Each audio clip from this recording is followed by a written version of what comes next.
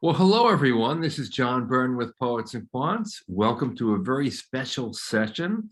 We're calling it Real Talk from Wharton MBAs on Getting Accepted, Building Your Network, and Myths about how the MBA matters.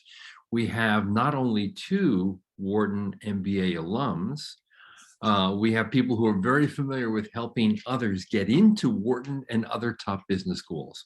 Let me introduce Doris Hang. She's a senior consultant at Admissionado, and Doris has been in the admissions game for some time, helping a lot of people. And we have Marina Glassman, who is a strategic advisor to the MBA Exchange. Doris and Marina, welcome. Thanks, John. Thanks for having us. Now, I wonder if you might we'll start out with your own reflection on the degree and how it impacted your career and your personal life. Obviously, the degree confers different value at different phases of life. And I wonder, Doris, let's start with you in terms of a reflection on what the degree meant to you and what it means even now. Sure. I think the asterisk I would put on my answer, John, is that the audience is getting a viewpoint today from two alums. We are both about a decade or so out of business school. So if you were to ask folks 5 years younger than us, 5, 10, 15 years older than us, you're going to get a range of answers. So hopefully our answers will give a bit of that flavor of the different impact at different stages. But I think of it as like layers of an onion. So you have this outer layer, which is the most obvious, if you will. You're going to school, you're getting a degree, you're learning from world-class faculty in the case of a school like Wharton, and that actual academic content, which by the way is not just theoretical. I think business schools endeavor to make sure they integrate practitioner knowledge, industry knowledge into their curriculum as well. So there's all of that, the course content, if you will. But there's a whole nother layer, which is the network, right? Which of course a lot of folks who are thinking about business school talk about the contacts that you make, and it's kind of like stocks and bonds. Those contacts and networks, they grow in value over time. So I'm sure we can dig into that some more, but there's that. And then I would say the deepest layer of the onion is really more around personal and professional growth and development. So getting a chance to really hit pause on your career at a crucial moment, or before that inflection point of the most productive years of your career, to really reflect and think about what it is that you want to accomplish. So that would be my quick answer. Marina, I don't know if you see it the same way or not. Yeah, definitely. And I think I'll add a little bit of color to what the MBA has kind of done for me at different stages post business school from my vantage point, which is different from some in that I've done, some, I guess you could say, non-traditional, in air quotes, work after business school. Not immediately afterwards, but a few years out. So right after business school, I graduated, took a job in strategy. We were talking right before the session at a company. So that was kind of a traditional use of the MBA, I guess you could say. And it was really valuable in terms of the friendships and the perspectives and being able to call up classmates and say, how's your first job going? How's your first week? How's your first quarter? But then it changes as I got further out. So I eventually moved on to starting a business, and I ran a startup for, about 5 years. And at that point, the way that I leveraged my MBA network was completely different than what I had done before. So I was reaching out to people in my class and, hitting them up for, helping me to fundraise for the startup. Right. So it wasn't just about, hey, I'm job searching, or how is your job going? It was like, hey, how do we raise money for this venture? And the first round of funding that I raised was, in fact, directly from my classmates and their immediate network.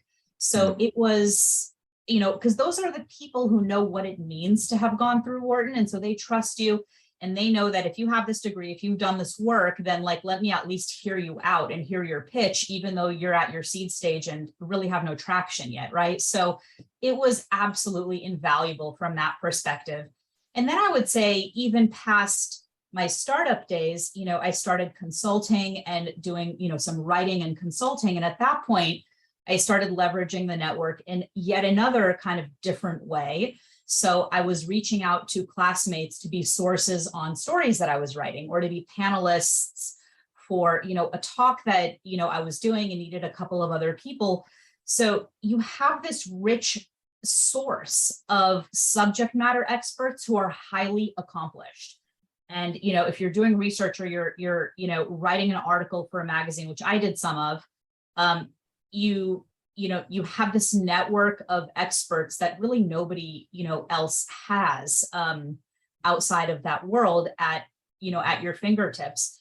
And then I would say even past that, a couple years, past that, I'm now, I then entered a phase where I was kind of going back into the work force in a more traditional way, having been out for a while running a business. And now you're kind of an outsider once again. And it's like, okay, well, how do I get into this system that I've been outside of for a few years? Okay, now you have your Wharton network once again, and you're reaching out to these people and saying, hey, this is what I'm trying to do. I've been out of the game for a little while. And those are the people who will get your information in front of the teams, in front of the right people. And they're your allies and advocates. And so I would say at pretty much every stage of my career so far, whether it's been as a startup founder, as a writer, as a consultant, as someone going back into industry, this network, these people are going to be your biggest allies. Yeah, I mean, the clear takeaway here is the network counts, it matters, and it's important. It's interesting to me how neither of you really talked much about the inside the classroom lessons that you learned in your 2 years at Wharton each. But really, the friendships you make and the people you collide with, both in the class, outside the classroom, and then ultimately throughout your life, is one of the more enriching parts of the MBA. And, a lot of people looking at this webinar today may be on the fence. They look at the price tag for an elite MBA and the need to quit your job to attend school full time. And they might think, they don't really see an obvious benefit yet. What would you say to them, Doris? I would say I go back to my analogy about stocks and bonds, like making any investment in the stock market, especially nowadays. We know that short-term gain is difficult to achieve. And it's the same thing with an MBA. Yes, the price tag is high. No one's going to deny that. But it really, truly, folks said this to me when I was applying, and having now been, more than 10 years out, I can say it's absolutely true. It is one of those things where the return on the investment is in the long term. We're talking decades, right? You have to have that foresight to think not only about what's that first job offer I'm going to get post business school, but how is this going to pay dividends years and years and decades into the future? And I want to mention one thing, John, you called us out on the fact that we didn't talk a lot about the classroom. I mentioned it briefly. And for me, I did not study business undergrad. So actually the curriculum was extremely helpful as a foundation for business. But you're right, that is not what I think anyone would say is the main value of the MBA. It is that network. It's not just the folks that you cross paths with while you're in business school. So there's sort of, because it's a 2-year program, in most cases, you're crossing paths with 3 classes of MBAs. When you're a first year, there's your class, the class above you, then you move up, there's the class below you. Wharton, for example, I mean, I don't even know, Marina, at last count, how many hundreds of thousands of alumni have gone through the Wharton Business School program. And that's your network too. It's not just the people who actually experienced the MBA program with you on campus. It's folks 10 years older, eventually 10 years younger, 30 years older. Like that world is your oyster. Yeah, true.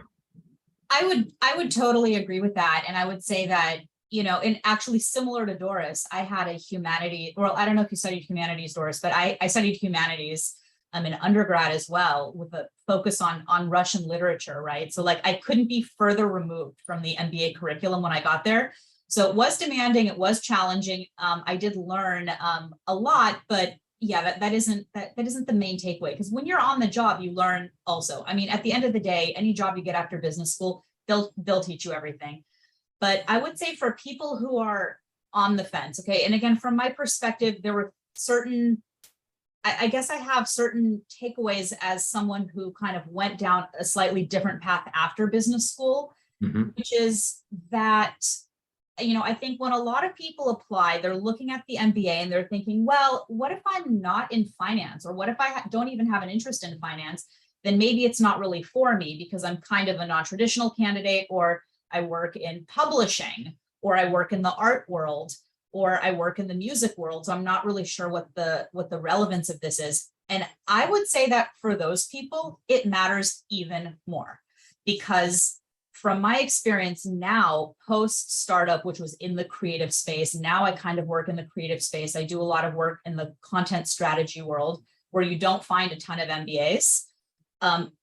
Having the business insight and background and credentials differentiates you even more from kind of your peers in those industries than it would if you were in an industry where you were surrounded by MBAs.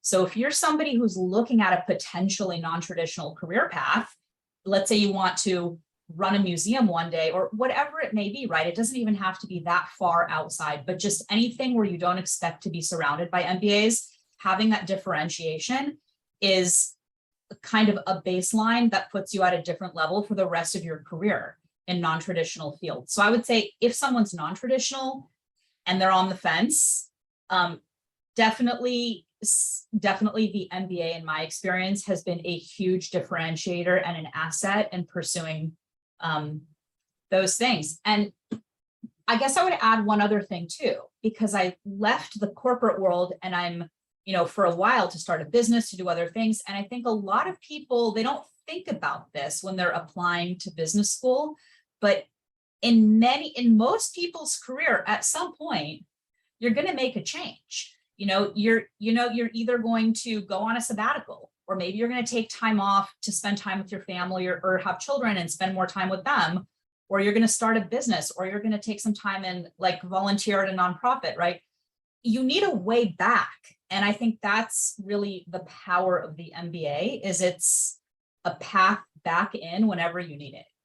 And John, if I may just piggyback on something Marina said, because I think the insight's too good to let go. She talked about industries, certain industries it's almost a given that you need an MBA, right? Something like consulting or finance, and then other industries where you might think, well, why the heck would I need an MBA? And she made that point, I think, very eloquently. I would also argue from my own personal experience the last couple of years, I relocated during COVID from New York City, where I'd been post-business school for several years, to Phoenix, Arizona, where I am now.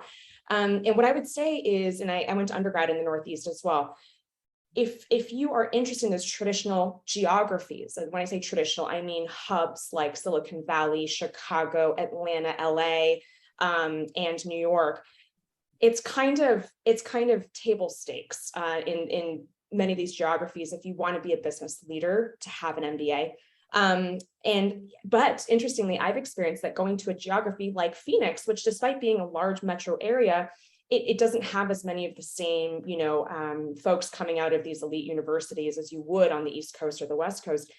It is a differentiator. The fact that I have an MBA from Wharton, people kind of pay attention to me, even though I have no contacts, no history in Phoenix. They pay attention to me. They take my call because it's like my calling card. So I would just reinforce what Marina said, not only based on the industry you're interested in, but also the geography. And by the way, a lot of folks come out of business school thinking, I want to go to San Francisco. I want to go to, the big urban centers, but you never know where life's going to take you. To Marina's point, you might have an industry change. You might step back, have a sabbatical, have some family time. Same thing with geography, especially in this day and age, folks are moving all over the country, all over the world. So I think I just wanted to put a finer point on what she said. That's true. And many people, as you point out, end up doing something entirely different post-MBA, not only immediately after getting a degree, but even years later. And in many ways, the degree can sometimes reveal unknowable and surprising value to people who are making these pivots and transitions in their careers. Both of you have made those transitions, and I imagine that they have been made a lot smoother and easier because of the MBA, the network, and the value of both. Am I right? Absolutely. And I would even say that for people who may be making those changes, the other thing that I would say about the MBA is it's a calling card that lets you at any point in time just explore what's around you. Because if you're just, during my career change, I reached out to a lot of people in different industries to just say, hey, can we get on a coffee chat? Can we get on a phone call or grab coffee? I would just like to pick your brain and kind of learn about publishing or learn about media or, or learn about, this particular niche within tech or healthcare. And the people who return those calls are the alumni, from my school, because the average person just kind of sees, I've DM'd people on Twitter kind of randomly, and Wharton MBAs get it. They write you back. They're your fellow alumni. And everyone else is like, who is this person and what do they want from me? So if you ever find yourself in an exploratory stage in life, you're going to get the benefit of the doubt from your fellow alumni and probably not from everyone else unless you get lucky. But even then, I would say, I absolutely agree with Marina. The benefit of the doubt is exactly what I was going to say, or you get some grace, if you will. People automatically assume, rightly or wrongly, hopefully usually it's rightly, that, hey, if you have a Wharton MBA, you're worth taking 20 or 30 minutes to chat with, and this could lead somewhere interesting. I would say even people who don't have a Wharton MBA, or if we're talking Stanford, UVA, whatever it is, just folks in general, they see that you have that credential.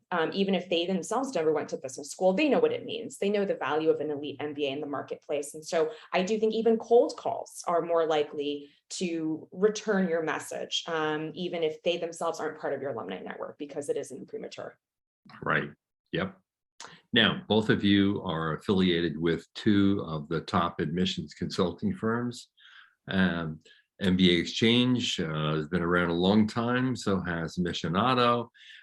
Do you have a certain kind of approach in terms of helping candidates navigate this often grinding process to get into an elite school?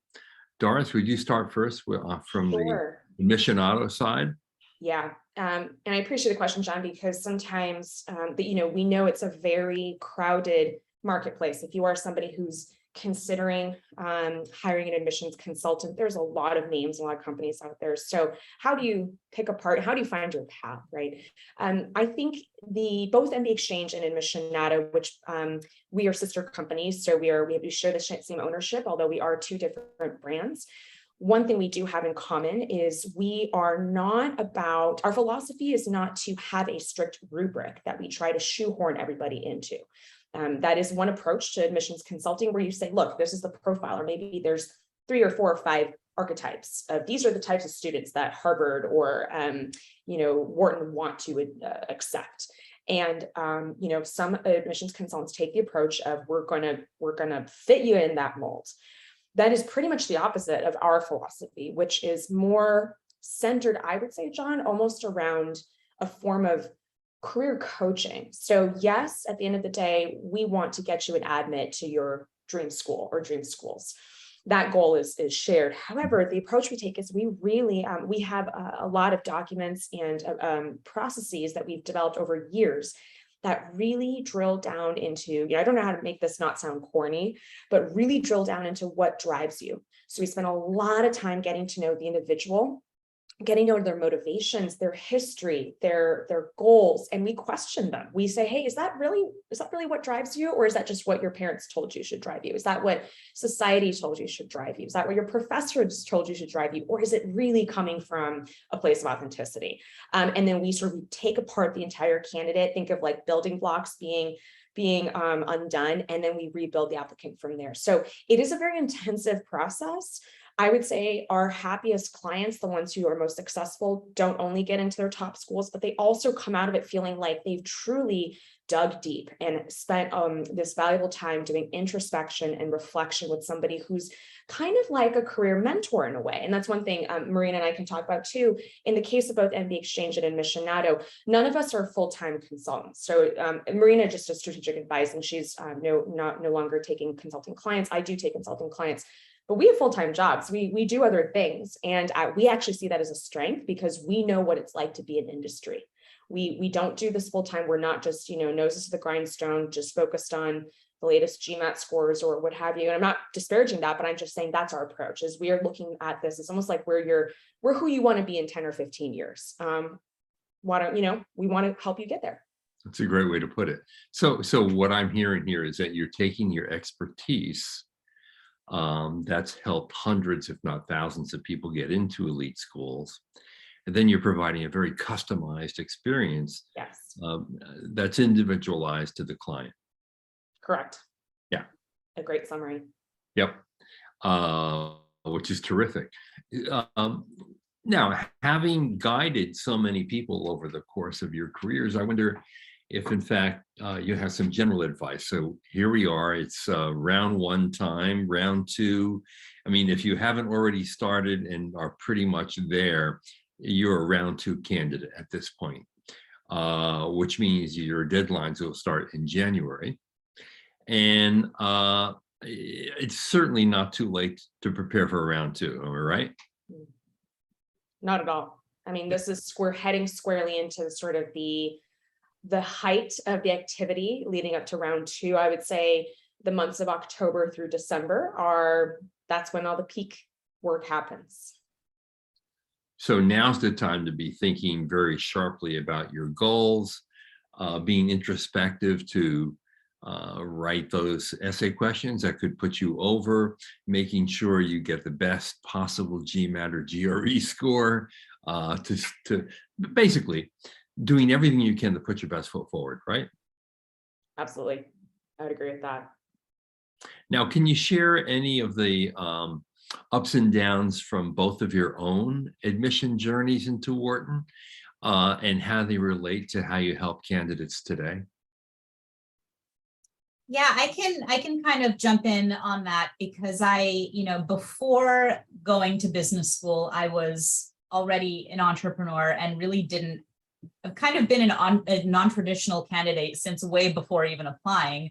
And then, after graduating, obviously as well. But, it was a very deeply introspective, self-reflective process. And as Doris described, that you go through and that you really need to go through if you're applying to, one of these top schools. Because I think that there are, some folks who might just say, I don't want to do all that. I just want to get in. Like, what do I need to say? And the thing with the top schools is they see through all of that. So you really need to do the work to figure out who you are, like not just today, but who's the future you. Not just what are your job skills in your career, but what are your values and what is the impact that you're going to have in the world, and take that entire identity and to use, Doris, I think you used the word building blocks, right? So for me, I kind of had to take this entire sense of who do I want to be in the world over the course of at least as far out as I can see, maybe 10 years post business school, and deconstruct that into these individual units and then create a narrative around those units. So that was something that was just work that I had to do in order to make sense of, I went to a state school before business school for undergrad. Then I started a business with someone I knew. Like, it was not the typical feeder process for top school. And having gone through that, when I was admissions consulting, and even kind of now, as I work with, the MBA exchange kind of in a strategic capacity with management, I'm always thinking about how do we help people deconstruct kind of their full vision for their values and identity into units that you can build a narrative around. Because, I think there's this idea, that, okay, well, you just have to be yourself. And that's true. But you have to tell that story in a way that it actually comes through, and where you're not muddying it up with all kinds of things that everyone else is also saying. And, I think Doris and I could both speak to this, but there's tons of myths, right, around kind of what people think admissions committees want to hear and what they think schools are looking for. And so one of the things that a firm like Admission Auto or MBA Exchange really does is help people kind of myth bust a little bit and tap into their own authentic story, but then retell it in a way that actually aligns to, kind of what you need to present about your values and who you want to be. Right. And I would add, John, that one around this idea of myth busting, one of the, I think, advantages. So full disclosure, I did not work with an admissions consulting company when I applied to business school. Looking back, would I, if I could remake that decision, would I actually think what Marina is saying is so spot on, which is the ability to have someone on the outside, someone who's unbiased in a sense, because they don't know, we get to know our clients very, very well over the course of working with them. However, this is not your former teacher, this is not your partner, this is not your boss, this is an outside professional, right? Who can sort of evaluate you at a 30,000 foot level, by the way, the admissions committee is going to be evaluating you. I don't just mean that from the lens of we do this work over and over for many clients. I also mean it as subjective, someone who's staying on the sidelines who can walk like a scout, for college sports or something like that. But I think one of the advantages is, and Marina and I were having this conversation last week, there is, I think, every year when it comes time to apply to business school, I think there's a lot of angst that organically emerges around what does the admissions committee want to hear? What do I need to say? And some of those things may not change over time. They want to hear that I'm a leader. They want to hear that I'm, going to be a superstar. But some of it is what I call flavor of the month, right? So when we were applying, it might have been more around Wall Street. That would, everyone thought and assumed that business schools, especially like Wharton, wanted to hear about how you were a financial whiz kid. Nowadays, I think it's more around tech, do you do stuff in artificial intelligence? Are you very skilled at data analysis and things like that? Well, guess what? Something that we help myth bust with our clients is, if you're saying that, chances are a lot of other folks in the pool who are competing against you are saying the same thing. And if it's coming from a genuine place, to Marina's point, the admissions committee can figure that out. They can tell when a story is truly rooted in fundamentals and it is truly a reflection of this individual's passion and their future career trajectory, versus they can tell if you're just saying it because you think that's the hot new thing in town. And that doesn't work by and large, right? And so a lot of what we bring to the table is being able to parse that for candidates. And that's something, again, I didn't have the benefit of that when I applied to business school. Looking back, I think that would have made me even more competitive? Yeah, 100%. Right, exactly. Yeah, I totally agree. I mean, and I love that Doris used the word flavor of the month, because that is right. And, and I remember after I graduated from business school, shortly after, I started working with the MBA exchange, and the hot thing at the time was green energy. And so, and then there's kind of always a new thing. There's always a current thing. And, discouraging people from just riding the wave is, that's to Doris's point. I can't say it any better than she already said it, but other than just, I agree. And that would be the advice I would give somebody, is do the work to really figure out what matters to you and why it matters to you, because there is no magic thing, even if it's the current thing that admissions committees want to hear. And if you think there is, it's probably being said by everyone else. Yeah.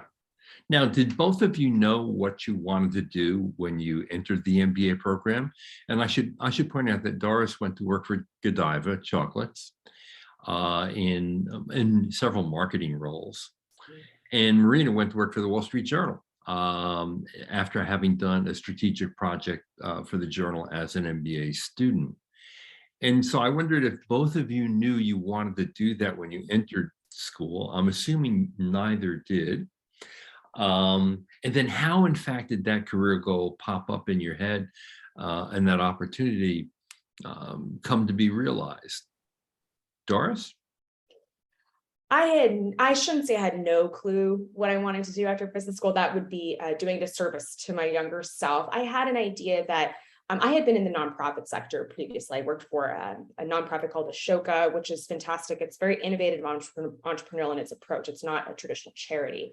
So there were some business elements to Ashoka and strategic elements, but I wanted to go back into the private sector. And so I used business school as a pivot point, but private sector is pretty big, John. There's a lot in the private sector. So I saw business school as an opportunity to do some exploration. And that's one thing I tell my clients all the time is, great, if you have a direction and a career aspiration going to business school, that's a good thing. It gives you structure. And by the way, admissions committees typically like to see folks who have some idea what they want to do after business school, but they also like to see an openness to digging deep on avenues that may not even have occurred to you before business school. That's one of the most beautiful things about MBA programs, is you're meeting classmates from very different backgrounds, faculty from very different backgrounds, guest speakers, and it's probably going to open your eyes to things you never even considered.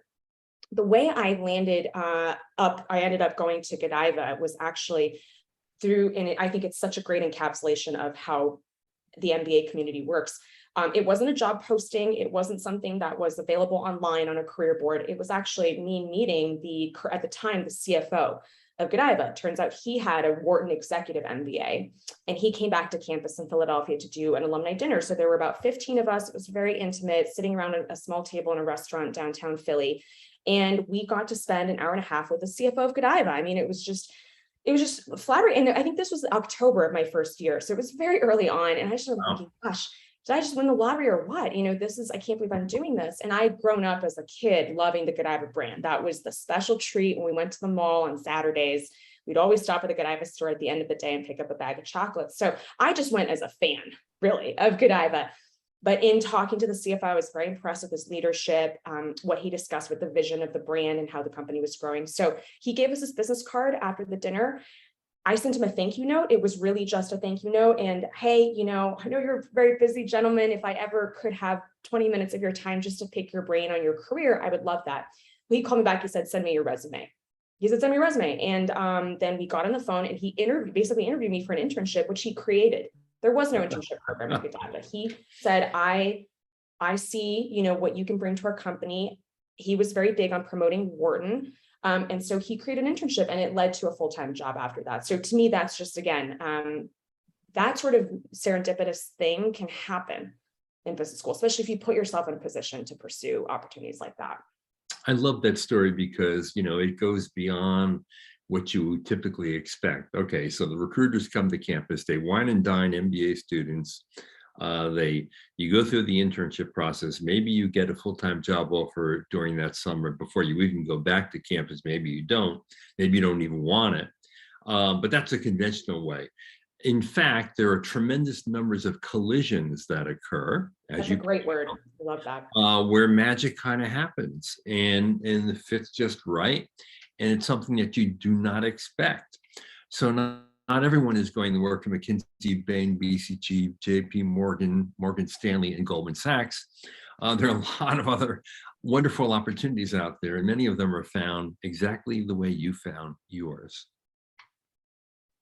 Now, and I would really encourage people to kind of lean into, those collisions, because I had a couple of those at business school as well, and they really shaped my career and also my understanding of what the job market looks like. I had, and John, you mentioned this, that I had done a project for the Wall Street Journal while I was in business school, but that project wasn't listed, anywhere. That was a speaker came to campus from Dow Jones, the chief marketing officer of their consumer media group at the time. And I thought it was the coolest thing. I loved his talk, and I just approached him and was like, I'd love to do a project for you with a group of classmates. I'll find some people. I'm sure a lot of people would love to do it. Can I kind of build a team and do something? Like, what are your needs? And, and we ended up talking, and he agreed and was like, I would love to have a group of Wharton MBAs do a project for me. And then who wouldn't, right? And we got class credit for it. And then it led to a job. And there was also, this is kind of off the beaten path as well, but there's also a jewelry designer in Philadelphia that I'd always loved called Lagos. And it's a brand that sells through a lot of major retailers. I've also, kind of worked in retail. I started a business that was in e-commerce. So this is kind of a secondary interest of mine. But we did the same thing, right? So I approached this brand. They're called Lagos because they, I know them. They sell in all the major, luxury retailers. And was like, hey, you guys are based in Philly. We're right down the street here at Wharton. Can we do a project for you? Same thing. And we helped them with the launch of a new line that they released around the time that we were in business school. So it kind of shaped my whole, because I went into business school thinking, okay, I just have to go to all of the consulting talks. And if I don't get a job at McKinsey, I'm a failure, and a lot of people have this mindset because that's just kind of, that's what's coming at you.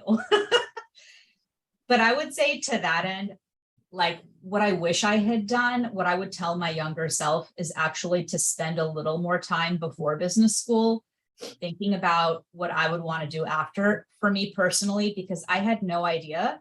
And I did spend a lot of time going to all of these consulting talks and attending all of these things, only to really come away from that realizing that I had no interest in it.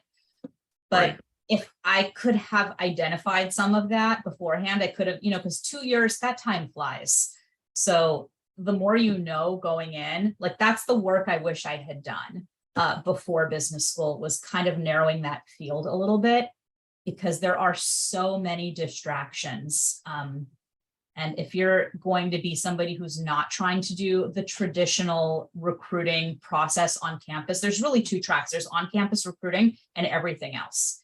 And if you're potentially going to be in the everything else category, it's really best to know that about yourself going in, so that you have time to maximize those other opportunities, because every night in recruiting season, there's 5 different things going on. There's McKinsey, there's, Goldman Sachs, and then there's maybe a reception happening with Microsoft, and maybe there's a couple startups on campus, and you have to choose. Yeah, and I love this because, you're really talking about how life works out in reality, as opposed to how you might imagine it working out for you when you enter an elite MBA program like Wharton. There are a lot of doors that open that are completely unexpected, and you kind of go with the flow. And you're right, it does help if you have direction early on. It does tend to increase the odds of success, but a lot of this is serendipity. You discover what you really want while you're in the program. And the beauty about the MBA is it opens so many different doors. Isn't it true? I mean, I'm sure you had many friends who had similar things happen to them. And even those who wanted the MBB job, probably they spent 2 or 3 years there and they moved on to something else, right? Yeah, I have friends who did continue all the way down to partner track and are now partners at those firms. But the majority of them, yes, John, do end up veering off. It's, I think, almost like a highway. You're on this highway and there's all these exits, and it's just a matter of which exit you're going to take and how soon. Is it 2 miles down the road? Is it 20 miles down the road? But absolutely, those folks that even do on-campus recruiting, as Marina was describing, they have an opportunity during business school to have some of those exploratory conversations that might plant a seed in the back of their mind. Maybe they water the seed over time. Maybe it's not, they go to McKinsey right away, but they're thinking, I'm going to get client projects in this area because of a conversation or a course or a guest speaker that they had in business school. And then, eventually that does give you a fantastic platform to then springboard into that industry, at a more senior level than you would if you didn't have the McKinsey, Bain, BCG stamp of approval. How organic is it when you're in school in terms of building your network? I mean, how conscious do you have to be about creating that network and the enduring value that the MBA provides, or does it just happen? I mean, I'll take that from my perspective, and I'm not saying I did it right, but I was not conscious at all. And it's hard to be conscious because there are so many different directions. A lot of people don't really know what they want to do. So it's actually hard to be conscious, because even if you think that you want to do, let's say, structured finance, and you start, networking and building relationships with what you think are the people going into that industry, well, the very next academic quarter, they might start a retail company, you just don't know, or they might start a consumer brand, or, everybody's pivoting.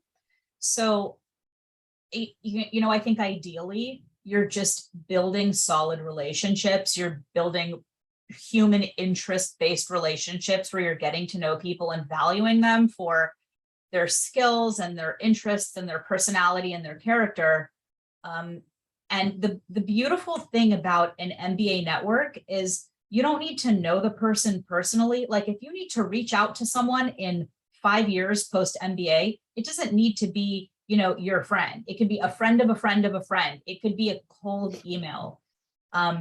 So, because I do think some people tried really hard to engineer these relationships on campus. And I would say just have a good time, get to know people, and have faith that it will work out. Doris, is the same for you? Yeah, there's certainly ways in which you can increase the odds. I loved your word before, John, about collisions. There's certainly conscious things you can do to increase the probability that you're going to have a collision that's going to help you down the road, right? So there, as Marina was saying, there are there's ample opportunity for you to pick from a buffet of options, not just in terms of events that are happening and not just tied to recruiting. There are just general interest groups, like think about undergrad, right? There's a club or society for just about any interest or hobby. It's the same way in business school. They tend to have a more professional bent to them. But for example, I was in the travel and hospitality club. That was for folks not who like to travel, but folks who might someday be interested in the travel or hospitality industries.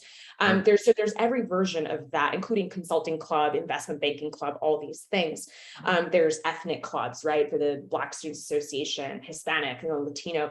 So you can join one of these, not with the express purpose of making networking contacts, but maybe just to make some friends, just to attend events that you really enjoy. It could be cultural and could be professional development.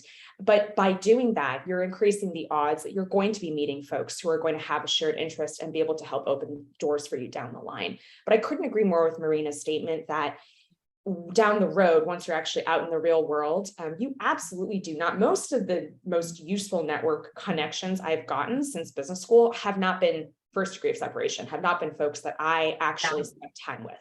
It's usually 2 or 3 degrees removed. And it's exactly what she said. You make a call to a cohort mate, you say, hey, I'm trying to get into, private equity in the real estate space in Chicago.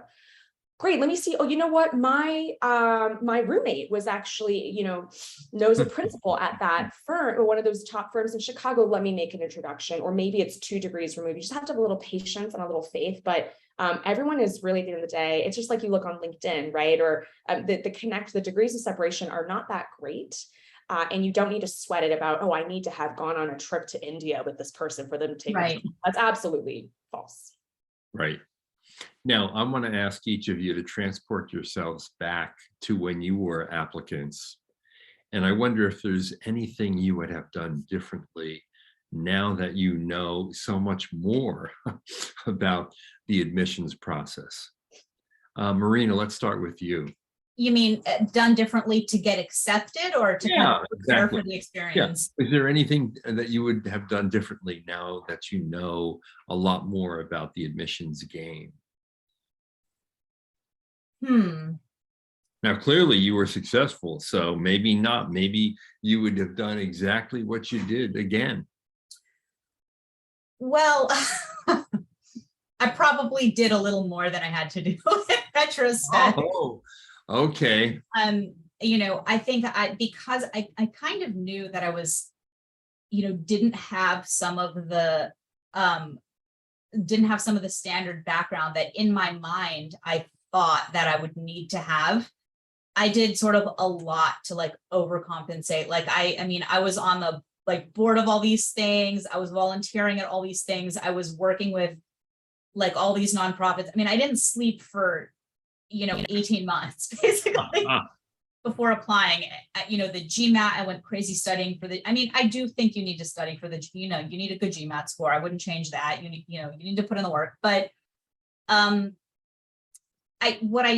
what I think I underappreciated is the ability of an admissions committee to, to place value on what you bring to the table that's different. I tried really hard to have everything that my perception was all these other candidates are going to bring, A through, Z. I have to bring all of that and also be this whole other person at the same time. And I worked really hard to kind of do that. And I think in retrospect, if I had just focused on kind of going back full circle to what we were talking about with admissions, to just saying, okay, I know who I kind of want to be as a person. I know what my values are. I know what impact I want to have in the world. Let's just focus on telling that story and not try to check every single box. Let's just try to tell that story and also have a good GMAT score. I think I might have had the same outcome. So, I don't think I would have stressed quite as much as I did. Right. in retrospect. I might have more thoughts on that, but that's kind of what comes to mind immediately. That makes sense. That makes sense. Yeah. So, how about you? I think I go back to our earlier conversation about that outsider's perspective. I don't think it's necessary to hire an admissions consultant to get that outsider's perspective on not only your essay, but also the whole package, right? Your resume, the short answer questions that many schools ask, the essay, the letters of recommendation, all these things are components, which, by the way, there is no single component that is more important than the rest. It really is the sum of the parts that paints a picture of who you are as a candidate. And just having folks who I did have friends who were maybe a year or two ahead of me at HBS and Stanford and Wharton. And sure, I got their 2 cents on my essay, but I think I could have dug even deeper and looked for people who were a little further removed, folks who are already well on their way to management at the types of companies that I wanted to go to in the future, or alumni who were maybe a little further removed from the business school experience, because that perspective that's what the admissions committee is trying to recreate, right? They're trying to look, again, I go back to stocks and bonds. They're basically a portfolio manager, and they're creating a portfolio of 800 or 300 or however many investments in students. And they want that portfolio to be balanced. That's why they're never going to accept 800 people who all come from the same industry or all say they want to do the same thing in life. They want it to be balanced, but they're also prognosticators, right? They're bookies. They're trying to make the best bets they can based on the information they have. I don't know if I could redo it again, John. I think I could have dug deeper on my part of the portfolio. What am I bringing to the table from the perspective of someone who's further removed and has more experience? And again, that's what a great admissions consultant, especially someone who is a working professional and not necessarily a full-time consultant, can bring to the table. Again, there's ways to do that don't involve hiring a consultant. But I think I probably could have done a better job of that. Now that I do that for a lot of folks, I see the value in it. And I really didn't have that. Well, listen, it's been a real pleasure to speak to both of you. And I would just want to sort of underline the analogy that you kept bringing up, Doris, and stocks and bonds. Look, an MBA to me is the most generous investment you can make in yourself. And when you're investing in yourself, the return is totally within your control. And I think that is why the MBA tends to be a no-brainer investment, particularly if you can get into a school like Doris and Marina got into at Wharton. So Doris, thank you so much. Marina, thank you. Again, I want to remind everyone that Doris is a senior consultant at Admissionato, one of the big firms and a longtime firm in the business. And Marina is a strategic advisor to the MBA Exchange, also one of the pioneer firms in the business as well. Thanks for joining us, Doris and Marina. Have a wonderful day. Thank you, John. Thanks for having us. Thanks for the conversation.